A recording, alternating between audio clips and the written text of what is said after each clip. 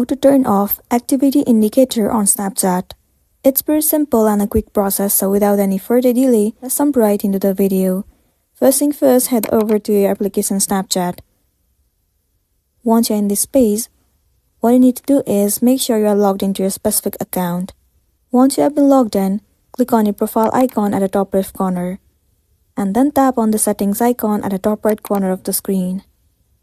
Once you're inside the settings page of Snapchat, scroll down and in the section of privacy controls, you'll be able to see the option or the feature where it says activity indicator. Click on it. Right now the activity indicator is turned on. Simply toggle off this button. Now other people will not be able to see if you have been active on Snapchat recently or not. So this is simply how you can turn off activity indicator on Snapchat. If this video helped you, give it a like and check out our next tutorial. Thank you.